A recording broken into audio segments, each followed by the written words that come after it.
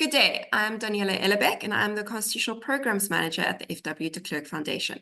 Thank you for joining us for this week's Constitution at Work podcast. I am joined by the Foundation's Executive Director, Christo, the Foundation's Legal Officer, Ismail Joosub, as well as our two interns that are assisting with our Human Rights Report Card for 2023, Shaun and Siyakudumisa. Today we are going to be talking about what the Constitution envisages with regards to education in the mother tongue. Now, Christo, I know that we spoke about the importance of mother tongue education in a multicultural, multilinguistic society, and the fact that the Constitution says that we need to celebrate our languages in this country, and the state needs to make sure that everyone has the right to basic education and even further education. And I'm sure Ismail will weigh in on the point of that being in the official language of your choice. You come from an education background, and perhaps you can tell us, our viewers, a bit about that background and also just what your views are from an educational perspective on the importance of mother tongue education. Thank you, Daniela, and thank you to everyone that will be listening to this podcast. I think it's important to start with our Constitution and the motto that sort of undergirds our Constitution. It reads as follows. It says, unity in diversity. Unity means we must come together as a nation, but the Constitution recognizes that we have different language backgrounds, we have different cultural backgrounds, but that should not divide us. That should unite us. Now, what is one of the biggest causes of this unity in any country is when you deny people the opportunity to make the most of their lives. And I grew up along the West Coast in the Western Cape, and the only language that I knew was Afrikaans. And I had the privilege of going to school in Afrikaans. I could go to high school in Afrikaans. I could go to university in Afrikaans. And if it wasn't for the fact that I've studied in Afrikaans, I think I would have had a massive disadvantage. I then arrived in my third year at university, and I realized, but there's a much bigger world out there. If I want to be part of the global village, then I cannot be solely Afrikaans. I need to speak English. And I was fortunate in that when I studied at university, two of the people that stayed with me at the boarding house, they were from Durban. They could only speak English. I speak Afrikaans, and that's how we then taught each other's our different languages. Today, I'm fluent in English, I'm fluent in Afrikaans, I can understand Dutch, I can understand German, I can understand other sister languages, and that's the accessibility that Afrikaans provide me to international languages. It's one of the saddest things that I've never learned to speak isiXhosa, for example, properly, or isiZulu, or any other of our indigenous languages. And that is one of the biggest shortcomings, because if you go to Europe, you'll find that the person that stays in the Netherlands, that person is able to converse in Dutch, in German, in Spanish, and in English, and sometimes in French. And language, empowers you not only academically, but it makes you a world citizen. So the biggest mistake that we can make in South Africa is to believe that the world out there is just English, because we miss out on such a lot of opportunities. One, as I explained, educational opportunities. I would like to see our children getting a solid foundation in their mother tongue, through mother tongue instruction. Because what is the problem? In many rural schools, the instruction in the classroom is in English, but the teacher cannot speak English properly. The teacher cannot convey very complicated concepts in English. The kid hardly understands English. the kids' parents at home, they speak the home language. So you actually creating a very big disservice, and the kid at the end of the day suffers as a result of that. The fact that we, try to educate them in a foreign language, so to speak. I always say it's an and. I would like to see kids doing both languages right from the start. In some cases, it will be English and Afrikaans. In some cases, it will be English and isiXhosa, depending on the region where you come from. Obviously, it will be unfair to expect of kids in the middle of KwaZulu-Natal or the Eastern Cape to have a combination of English and Afrikaans. They must have English and isiXhosa so that these two languages help them and empower them intellectually. But remember, there's also a very big advantage that languages provide. It's the economic value chain.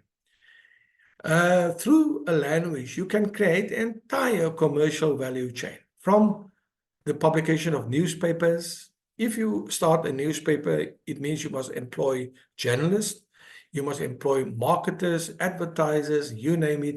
And there's an entire ecosystem that you build around the newspaper value chain. You have a music value chain. In other words, lots of people that sing in a indigenous language. Take, for example, Adana Simpiwe. You take the Afrikaans singers, you take English singers, all of them use a particular language to entertain a particular community. And that's how they create a value proposition, and through that value proposition, they create jobs and a recording studio and everything that fits into that value chain. You can say the same about television and radio. If you have a Xhosa radio station or Afrikaans radio station or a television station, you must create various products in those indigenous languages. In other words, you need actors, you need this and that and the other for those people then to create a specific product. And yes, obviously, there's the cultural value proposition, there's a spiritual value proposition, or value rather, that one can unlock, and that is being unlocked through your indigenous languages. To narrow it down to English only, it's not only unconstitutional, it undermines the whole notion of diversity and unity in diversity, but it also undermines the Bill of Rights. It also undermines the founding provisions. The most threatening part of such a one language dimensional approach is the fact that you prevent people from unlocking the many economic opportunities that can be unlocked through indigenous languages. Christo, I loved what you pointed out about the value chain. Now, Shaun, I know that you have some thoughts about the economy and specifically the informal economy operating in indigenous languages. Yes, thanks for that, Daniela.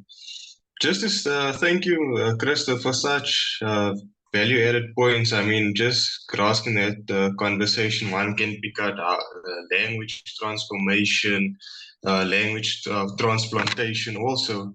But I just wanted to say, when we look at the value of indigenous languages, one has to look at rural South Africa also. I'm talking about your Limpopos, your Northern Capes, your Eastern Capes.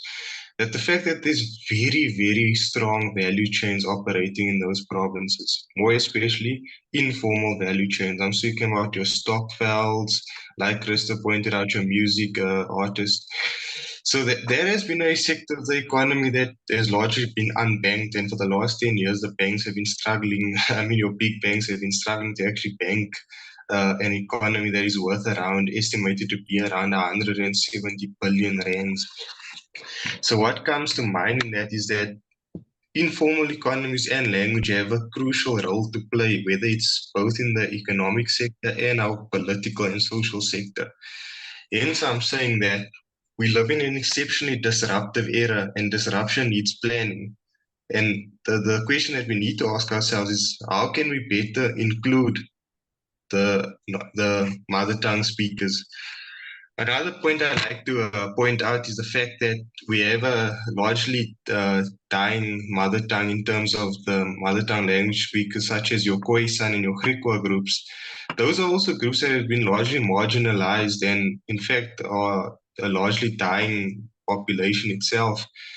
Government needs to step in to preserve that language, because in preserving that language, not only is saving an entire cultural group, but also economic sector itself.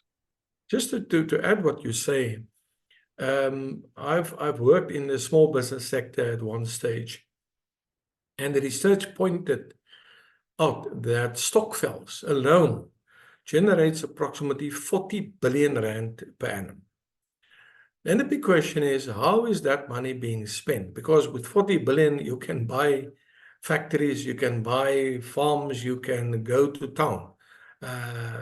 If your mentality is to use that money not for consumption purposes, but for production purposes. Sadly, though, most of that money, somehow flows back into the economy due to the fact that people spend it over Christmas time. And they rather use the money to consume as to produce. And you're right. If people start to realize, but my language, my culture, my way of living is unique in many respects, and I can use this to create wealth for the next generation, because that issue of wealth creation, is something that we fail to focus on, because it's about the immediate needs, the instant gratification. If I have money, I want to buy that BMW now. I want to buy that Mercedes-Benz. Instead of saying, whoa, let me invest, into something that can create wealth for the next generation. And we can learn a lot from many other communities that have achieved that level of, intellectual, almost sophistication, in the sense that it's not about the immediate gratification, but it's about 100 years from now, 200 years from now. And it has everything to do with how do we view our cultural goods? How do we view our traditions? How do we view those indigenous practices that the Khoi, for example, and the Bushmans, for example, which they embraced and that made them survive for thousands of years. And it's very interesting if you read the books of the earlier travels, their experiences of the way the Khoi lived, the San lived. We are now all modernized people, and we have a life of luxury, so to speak. But we inherently so mentally dissatisfied. We experience all kinds of pressures. We run to the doctor for all kinds of medicines to manage our stress levels. And due to the fact that we live in such a modernized society. But what is there to learn from those indigenous practices that will help us as humans to survive for the next 1,000 or next 2,000 of years without leaving an earth behind that is so destroyed that the next generations will struggle to breathe, struggle to fish, struggle to find clean and fresh water, struggle to live in harmony with nature, etc., etc. Christo, that's excellently put. Ismail, perhaps you can tell us how the Constitution protects language and culture, and linking that to some of the legislative developments in Parliament, whether or not the state is doing enough to fulfill its obligation to protect and promote these rights, but perhaps anchor us in what the legal context is. Yeah, no, well, thank you very much, Daniela, and thank you, Christo.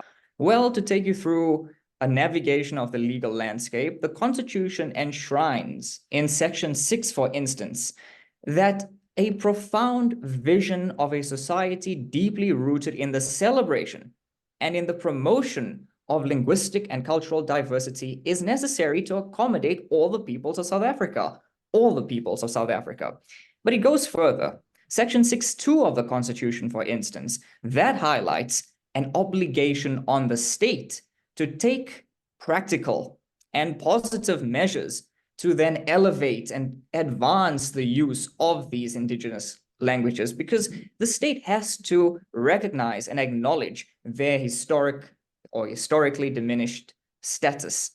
So this mandate by the Constitution, this intention by the drafters of our Constitution, reflects a departure from the ways of old in South Africa, and I think now really underscores a deep commitment to rectify those ways of old and promote ourselves as a culturally, linguistically diverse, but also united society.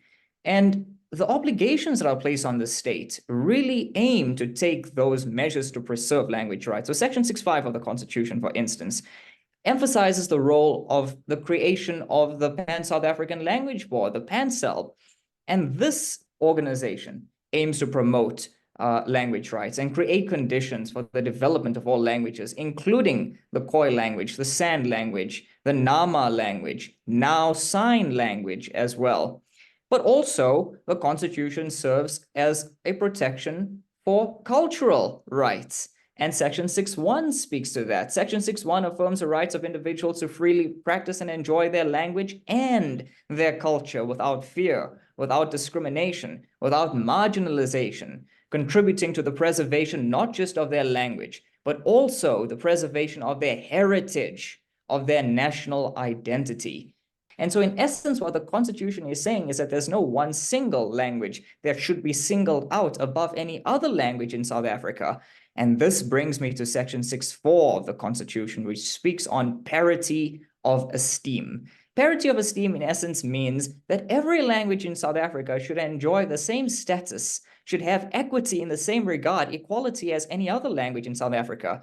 And the broader philosophy behind this is that all peoples are equal, and therefore there should be mutual respect for the cultures of these peoples and the languages spoken by different people. And so the UOLA, the Use of Official Languages Act, actually seeks to ensure parity of esteem and equitable treatment for all languages. But despite its mandate, if you were to look at our past report card, the CRL report card that we published last year, we identified widespread non-compliance by government departments, by government entities. We've revealed systemic challenges in upholding language rights in the Constitution, all of this eroding the status of indigenous languages in South Africa. Well, Section 29.2 highlights the importance of introducing and advancing indigenous languages in education. And Christo, this is something that you've spoken about, promoting indigenous language in education. You mentioned a very practical example on the ground where you have in rural townships where perhaps the most dominant language spoken there is isiZulu, and you have teachers who are by mother tongue isiZulu speakers who are now, who find themselves teaching in English.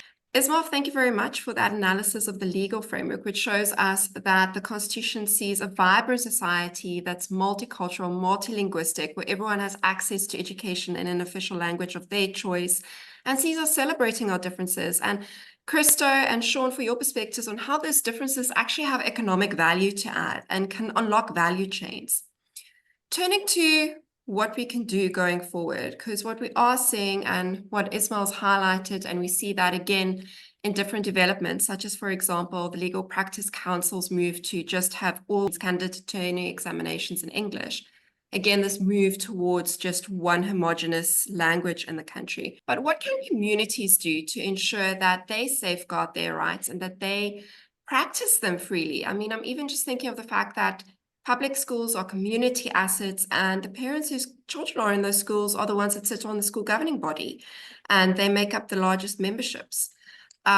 from your side, what are the solutions that you can see to protecting these rights that communities can engage in, and also economic value that these communities can engage in? In the Eastern Cape, there is what we call the power is actually decentralized, in as much as it's informal, but it's decentralized in the sense that you have the council, the community council, who deals with issues assisting the government in combating corruption and all of those issues. So mine is to actually include that these people who help the government in sort of those issues can actually assist.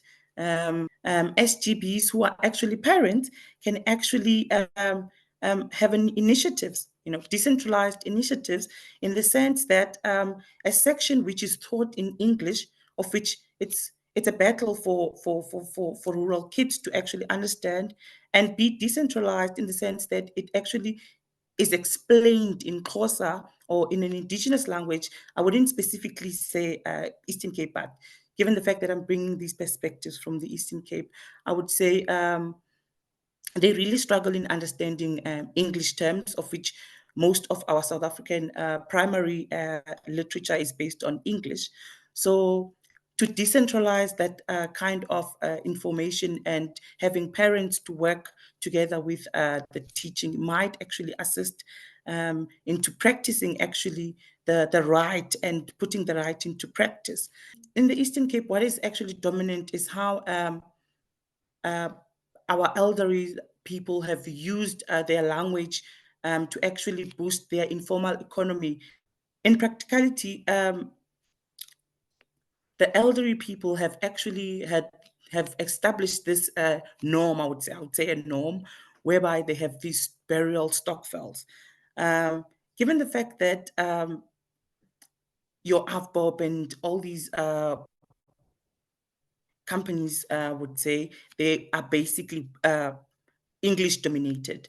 Now, given that they fail to actually understand all these issues that I've highlighted, the benefits, they try by all means to use their language and culture to actually gather together and actually have a functioning burial society.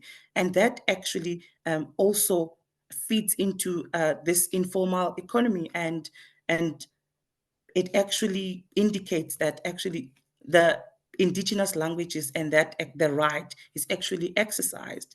And yeah, it's really fascinating to actually see how people are actually using their indigenous languages and culture to actually feed into an economy.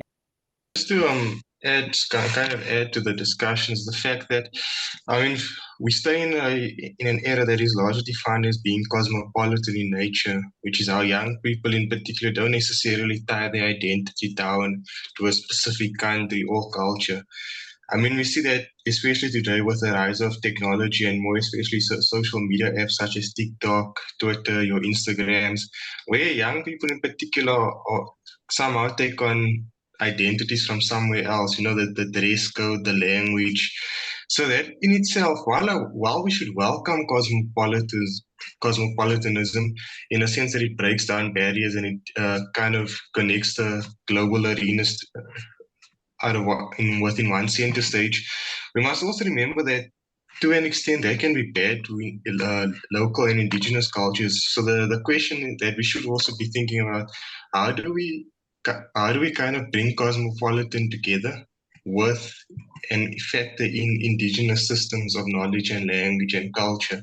That's not a problem that is totally endemic to South Africa. I mean, the same thing's happening in the US with Native Americans, the same thing's happening in South America with their cultures, and in Eastern Europe. So cosmopolitan has been good, but to a certain extent, there has also now been bad to local cultures and traditions. So the next question we should be factoring in, like I said, is how do we bring cosmopolitanism and the local cultures together so that they exist in harmony and not necessarily two forces that are constantly competing with each other, especially within the lives of young people today. And I think what you say, it's so important. You see, the Constitution does not prescribe to us how things should be done. The beauty of the Constitution says, here's an opportunity. It says we must have 11 official languages. It says we must have access to schools. It says we must have proper medical facilities and so forth. But it doesn't tell us how it must be done, because we are not a nanny state. The Constitution says, I empower you as a people to come up with creative ideas how to do it. Now, how can indigenous languages be used to promote a unique identity on the one hand, but at the same time makes you feel part of the global village out there? And that's where the secret lies. Take, for example, tourism, indigenous tourism. I don't think a British tourist come to visit South Africa to come and see the palace, or wants to see Queen Elizabeth or Prince Charles. They come here to have an authentic African experience. And where do they want to go? They want to go to the Kruger National Park. They want to go to our big parks. They want to go and visit the site where the Bushman used to draw their beautiful rock craft. And they want to understand the symbolism behind that. They want to come down to the West Coast to come and see how the Khoi lived 2,000 years ago, because they were the first pastoralists, in the southern part of Africa. They want to go to Mossel Bay, to one of those big caves where the first human being started to develop. That's the fascinating stuff they want to come and experience.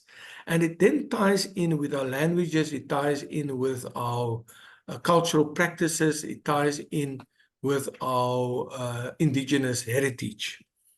But more so, what is the other economic benefits that can flow from that?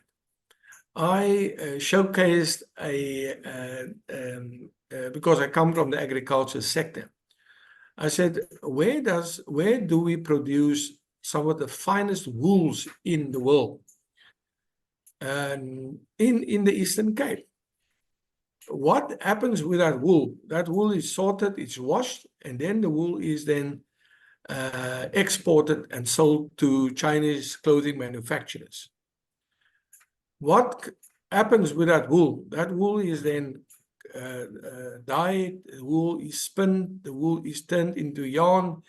The yarn is used to make a shirt, a clothing, any pants, whatever, jersey. And then it's exported or imported back into South Africa. So we've lost out on thousands of jobs in the secondary economic sector because we export our raw materials, and the same applies to some of our minerals such as iron ore and cotton. Everything shipped out of South Africa, it comes back as a refined product. And the jobs are then created outside of South Africa. But then it goes further, right? What kind of clothing styles do we then get sold to us in the shops? It's all clothing styles that are based on designers from where? From Paris, from Europe, etc.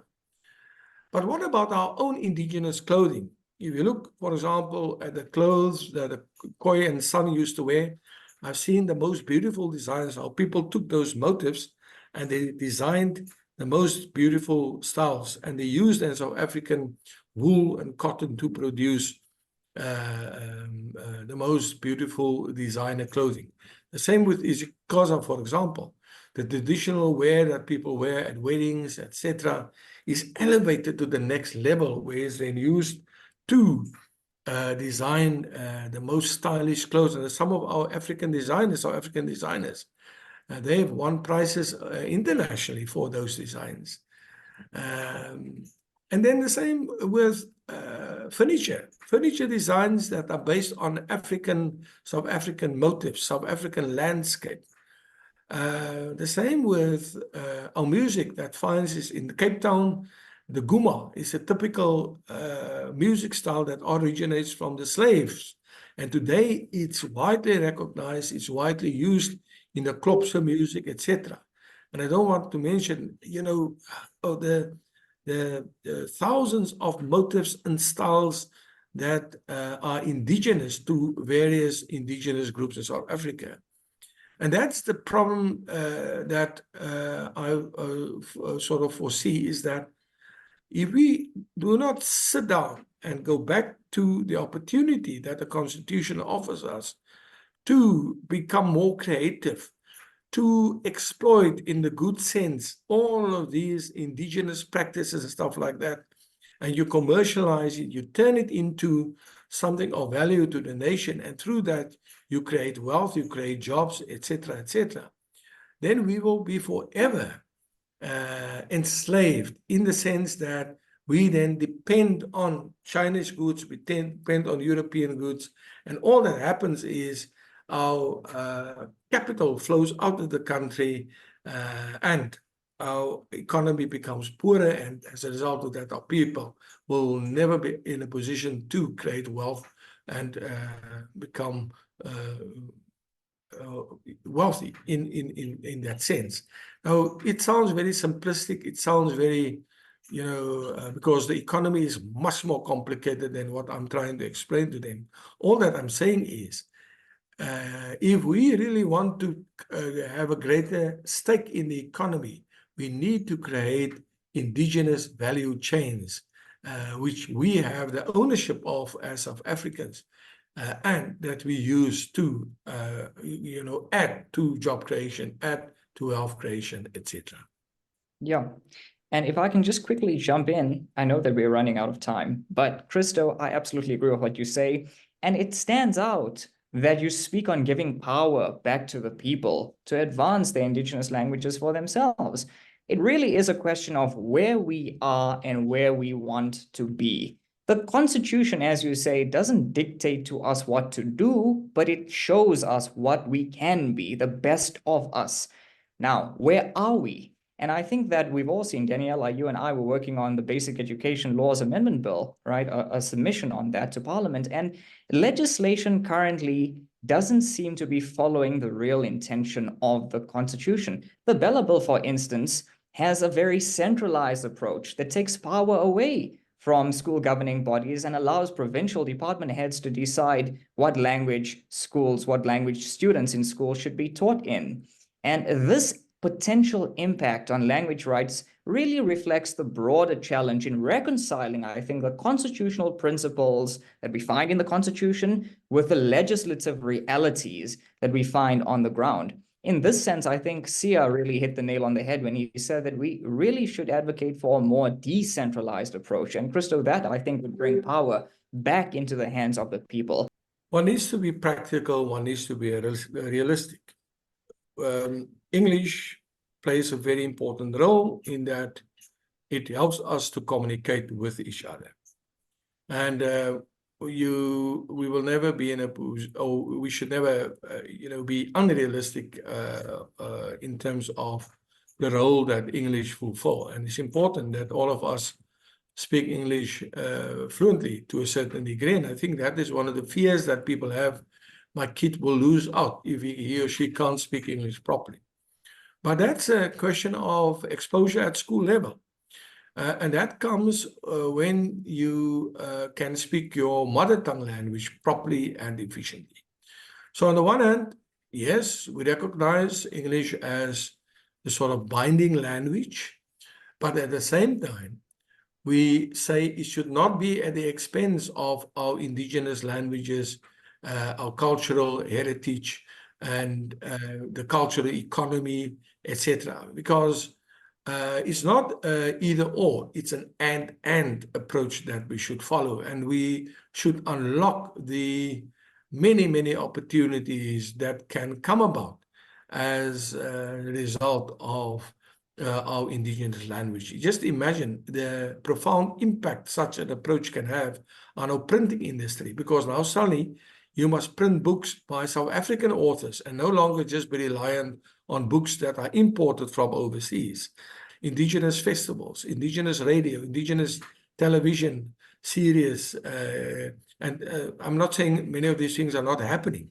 I'm just saying it should happen on a much bigger scale. because it's through your mother tongue, your indigenous language, your cultural heritage, that you also come up with unique ideas and not just being a copycat of a trend that surfaces internationally. Christo, I think those are very valid points. And I think if I had to summarize what everyone said in this conversation, it was that the Constitution envisages a society where we're different and we celebrate our differences. With many different languages and many different cultures being free to be practiced in South Africa, from our public school systems right through into the private sector. And the state needs to do its utmost and best to make the situation a reality. Shaun, Sia, you made excellent points on economic value that languages can contribute, even if it's just in the informal economy, and how the formal economy actually has a lot to learn from the informal economy's acceptance of diversity and not just using English as the lingua franca, as the common tongue.